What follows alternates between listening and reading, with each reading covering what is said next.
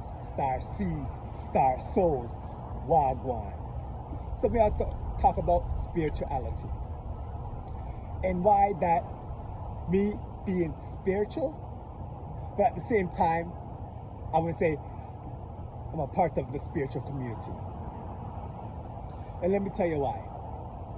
It's ironic that people in the spiritual community talk about wars, talk about how religion is the #1 cause of war in the world, which is true. But yet, them going about talking about intergalactic wars between the Intergalactic Federation, which is going to be a war with different,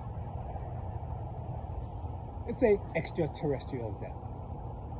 Which we do respect their opinion, but in my opinion, that's why I always say that I am a planetarian. And I would encourage people to know their truth. And if you want to be a positive person, and be a positive person. Say people in the spiritual community also, even though they're spiritual, they love talking darkness.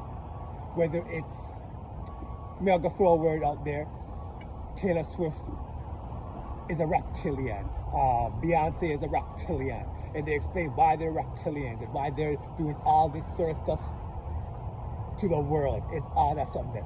Then why don't they just focus on themselves? Why don't they focus on themselves being a higher version instead of talking about someone else, saying how someone else is something or another, bringing just down people watching?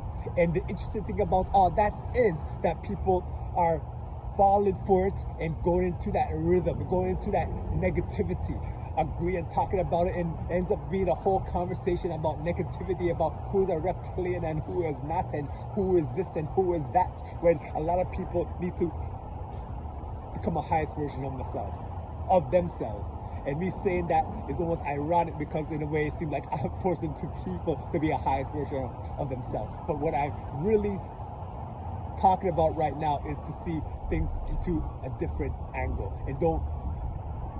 and when you hear things, be an individual and go with what you feel in your gut, instead of kind of like listening because someone is a high influencer.